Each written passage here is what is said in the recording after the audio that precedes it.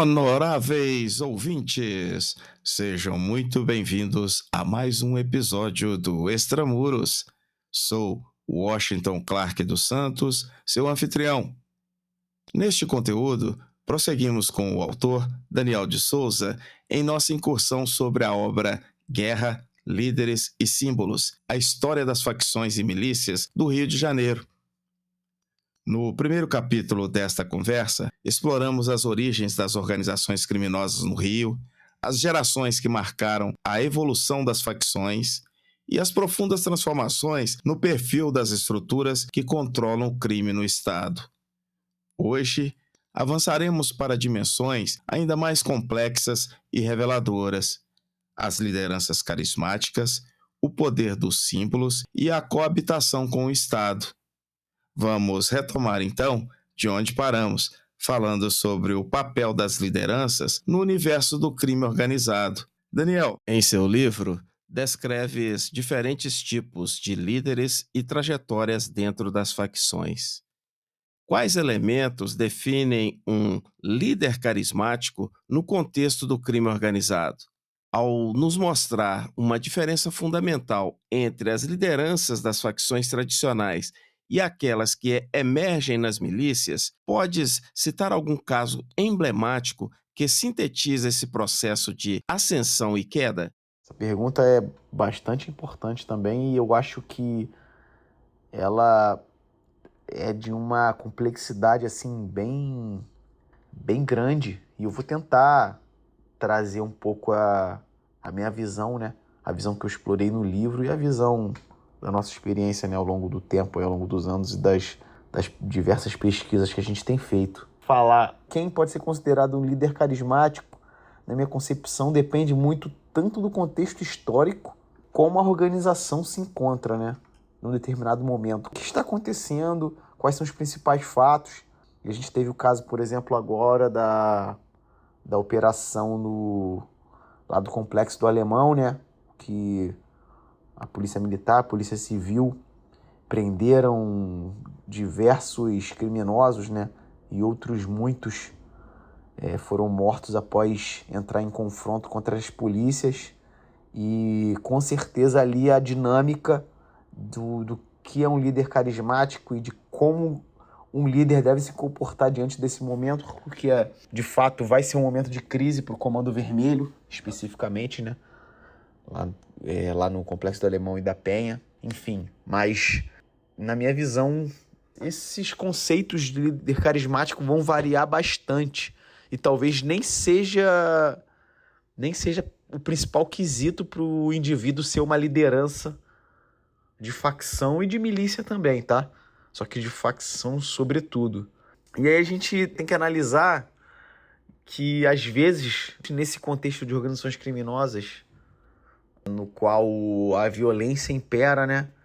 Muitas lideranças dessas facções de tráfico de drogas e das milícias são considerados bons líderes, ou até, dependendo, líderes carismáticos, quando eles são implacáveis com os inimigos, né? Nas perguntas e respostas anteriores a gente falou bastante dessa questão do territorialismo, e às vezes também são considerados bons líderes por serem implacáveis não só com seus inimigos, inimigos que eu me referi a organizações criminosas, mas também por serem implacáveis contra as polícias, só que justos com seus subordinados e com a população. Então, essa característica de uma justiça aliada à violência, ela é vista como boas características, via de regra, para esses líderes de organizações criminosas. E, logicamente, que há líderes que são diplomatas por natureza, né? E ganham destaque por saberem dialogar, tanto com os seus subordinados na organização criminosa, quanto com elementos políticos, moradores, ONGs, associações e por aí vai. Só que não é regra e não quer dizer que o criminoso ser um diplomata ele vá galgar degraus dentro da organização. Só que é uma característica também bastante importante, que é ele saber conversar e dialogar, porque muitas das vezes eles vão lidar não só com problemas internos da comunidade, né, como com problemas internos da própria organização, que, lembrando, eles movimentam muito dinheiro e são movidos por territorialismo e violência. Então eles vão acabar lidando também com muitos problemas internos, né, dos próprios membros da organização criminosa tendo atritos. Então é importante eles saberem lidar com isso, eles saberem ser diplomatas por natureza, usando o termo, pegando um gancho no termo que eu já usei, né? Só que a gente percebe também que ao longo do tempo, com o passar do tempo, foi aumentando a violência, né? Entre as fileiras de lideranças, entre as fileiras dos membros, essa violência contra o Estado, ao longo da década de 90, 2000, 2010, foi tendo um aumento da violência, foram chegando gerações de criminosos mais violentos e automaticamente de líderes mais violentos. Então essa violência foi sendo incorporada e aí foi diminuindo talvez a necessidade da característica dele ser um diplomata, né? Do caso do líder ser um diplomata, uma pessoa que saiba lidar bastante com pessoas, assim, com a principal característica, e foi sendo incorporado essa característica, ou sendo mais importante a característica dele, do líder ser mais implacável e ser mais enérgico nas suas ações. E até vale a pena a gente destacar que essa necessidade de violência, de ser implacável, é também uma questão de sobrevivência da liderança, porque é visível, eles sabem muito bem disso e o desenvolvimento deles dentro da organização é pautada nisso, que o sinal de fraqueza é um sinal claro que alguém vai tentar tomar o seu lugar. Então, demonstrar fraqueza é sinal que rapidamente o líder vai ser tirado. Então, eles precisam manter aí esse tônus de violência e de energia nas ações. E uma diferença fundamental, né, que o senhor me perguntou também, e vale a pena citar e entrar um pouquinho nessa linha, é uma diferença fundamental entre lideranças da milícia e de facções, é que até hoje, apesar de eu já ter citado que muitas milícias têm um modus operandi, têm uma forma de atuar muito parecida com o tráfico de drogas, com as facções criminosas, muitas lideranças das milícias, como regra, ou como maioria delas, utilizam discurso ainda para manter a coesão da organização e para até a aceitação da população, eles utilizam um discurso de que são um grupo de combate ao tráfico e ao crime que acontece, principalmente o crime correlato às facções de tráfico de drogas. E, por outro lado, também como regra, as lideranças das facções, principalmente as mais simbólicas, como o Comando Vermelho e o TCP do lado do Peixão, né, se utilizam bastante de discursos de resistência do pobre contra o Estado, ou no caso do TCP do Peixão, como enviados de Deus, em busca da missão divina de realização da organização e realização de Deus. Mas esses grupos de facções de tráfico de drogas, eles utilizam bastante um discurso de preenchimento das lacunas deixadas pelo Estado, pelo poder público. Ao contrário, as lideranças da milícia usam bastante o discurso do combate ao crime e ao tráfico. Então, até hoje, a gente vê bastante essa questão. Mas essas organizações, ainda assim, como um ponto comum, movimentam muito dinheiro, e acaba que quando o indivíduo vai galgando e vai chegando em postos mais altos, ele vai tendo uma visão muito mais da organização como um negócio. Ao contrário dos indivíduos da base da organização, que eles acabam vestindo mais a camisa da organização e vendo e incorporando, né, muito mais o simbolismo da organização, enquanto o indivíduo em cargos mais altos, em cargos de liderança, de cúpula, eles têm uma visão mais macro e veem menos de forma simbólica a organização. Isso é um movimento até um pouco atual, né? Lideranças antigas da década de 80, início de 90, ainda incorporavam muito o simbolismo das facções, e hoje a gente vê um pouco menos isso nessas lideranças. E é um caso emblemático de ascensão e queda até de uma liderança. Eu gosto de falar bastante nas aulas que eu dou, né? Nas palestras, nas conversas assim que eu costumo dar, e já participei de várias ao longo da minha carreira. É o caso do Rogério Lengruber, que é o líder mais simbólico do Comando Vermelho aqui do Rio de Janeiro. E a gente vê até hoje pichações com a sigla CVRL, que é Comando Vermelho Rogério Lengruber. Ele é visto com muito apreço na organização porque ele foi o principal articulador, né, da migração da Falange Vermelha para o tráfico de drogas, e nessa simbiose até a organização focar apenas em tráfico de drogas e se tornar o Comando Vermelho, como é visto hoje, né? Ele foi preso diversas vezes e ele foi esse cara que foi entusiasta, ele, apesar de ser ladrão de banco de formação, mas também traficante, e ele foi entusiasta da venda de drogas, e ele foi ganhando muito poder dentro da organização e foi virando um indivíduo simbólico lá na prisão, porque ele foi preso diversas vezes. Só que também ele fugiu diversas vezes, seja por fugas mirabolantes ou seja por pagamentos de propinas, vultuosas propinas, né? Porque ele foi ganhando muito dinheiro e muito poder na organização, se tornando o grande líder na época junto ao japonês ali, mas ele era o cara, vamos dizer assim. E aí, em meados de 1987, ele foi preso mais uma vez, depois de ter fugido várias e várias vezes de Ilha Grande e de outros presídios aqui da capital.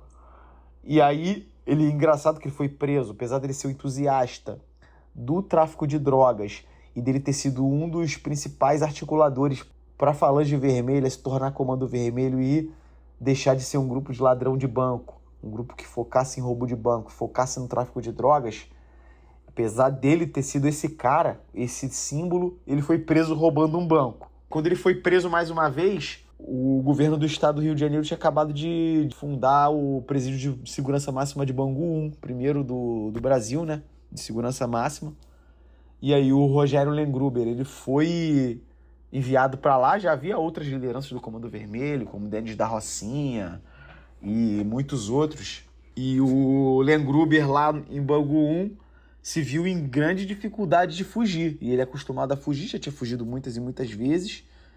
E ele já estava mais velho também, e ele sofria um problema grave de diabetes, né?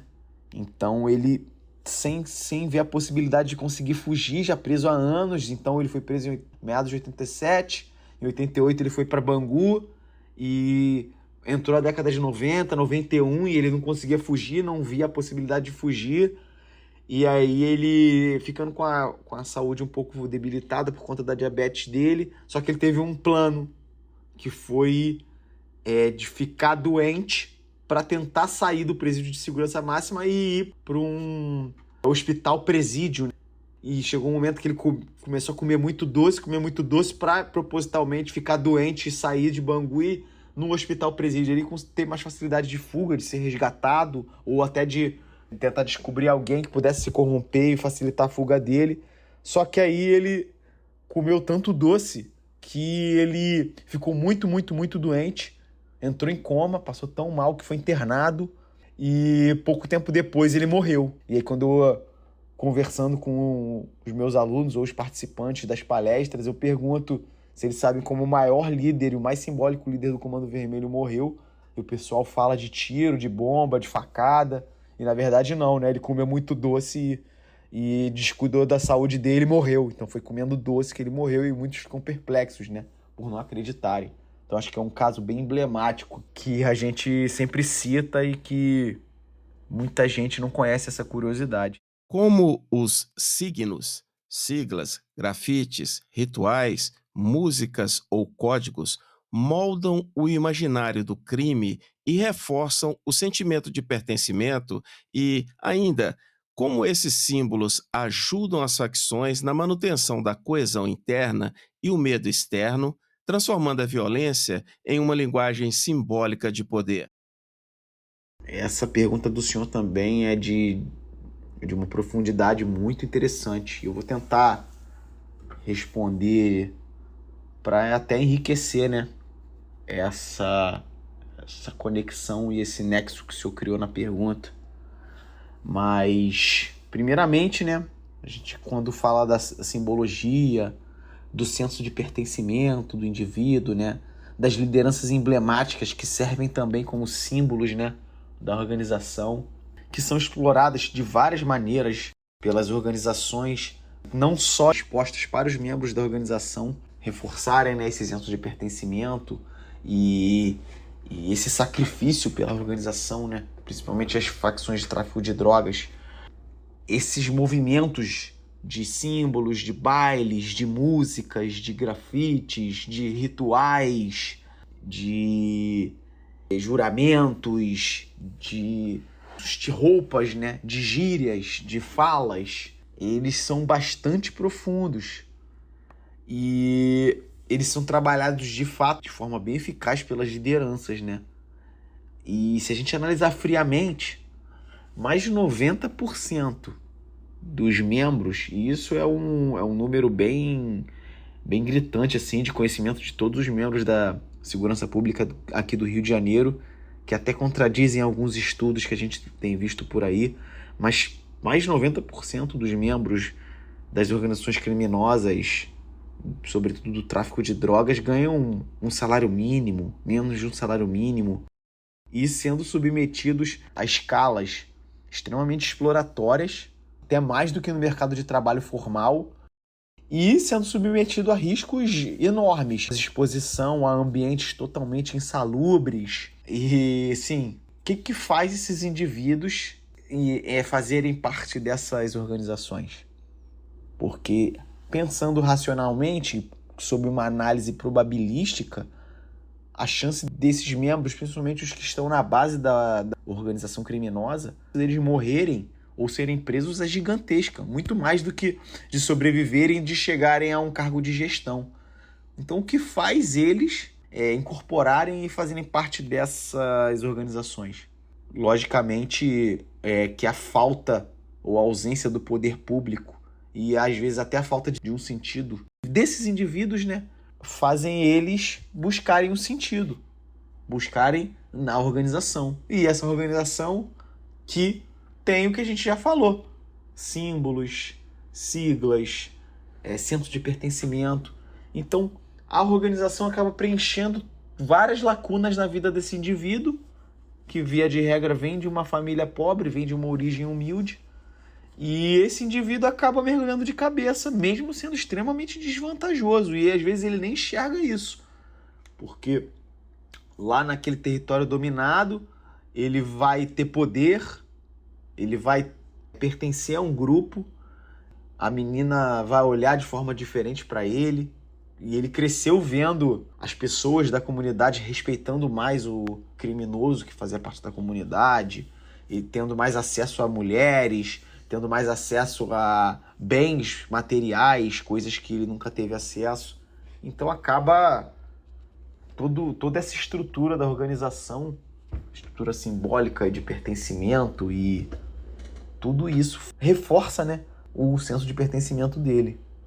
E aí acaba que, quando o senhor fala da violência como uma linguagem simbólica de poder, na minha concepção, a violência só é mais uma faceta nessa estrutura, que existem várias outras. A violência acaba sendo naturalizada e o indivíduo vai pertencer a essa organização muito mais por várias questões e necessidades pessoais.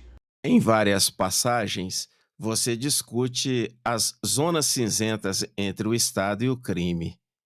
Até que ponto há uma coabitação entre agentes públicos e estruturas criminosas? E como interpretas o fenômeno da corrupção e da omissão estatal nesse contexto de governança compartilhada nos territórios? Essa pergunta é importante da gente trazer aqui para o debate também. Quando a gente fala primeiro da corrupção, né? E a realidade é uma só.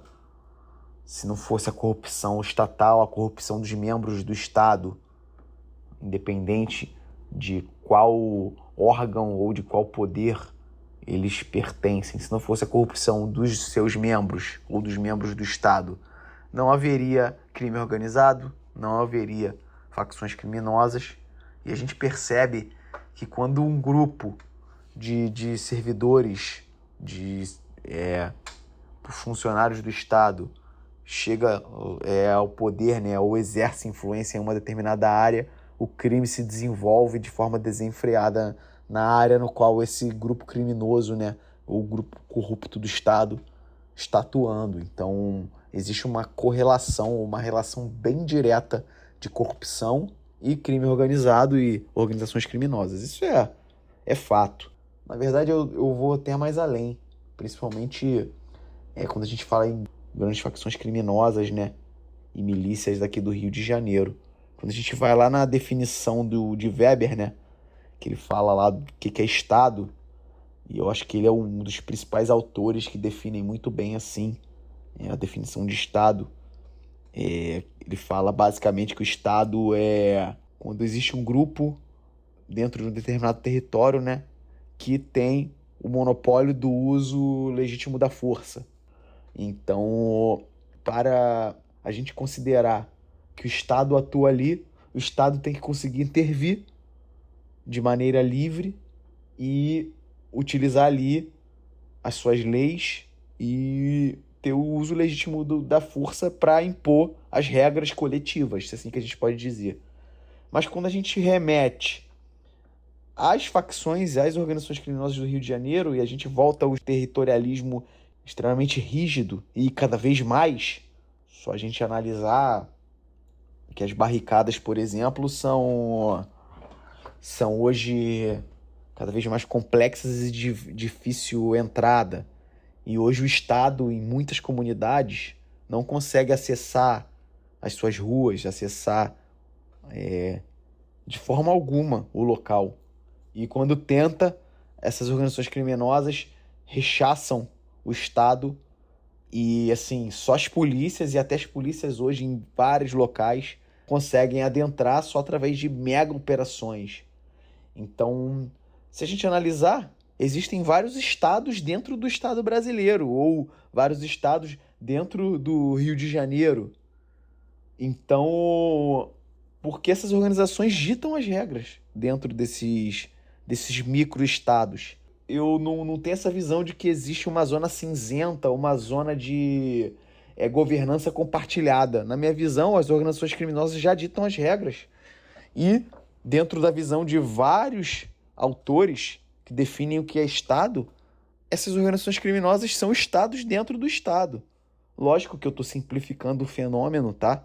Mas, na minha visão, as organizações ditam as regras, então o Estado não tem nenhuma ingerência mais em vários locais nos quais essas organizações atuam, e tanto é que elas já passam a fornecer água, luz, por mais que sejam furtados do próprio Estado ou das fornecedoras, mas fornecem cesta básica, gás, internet.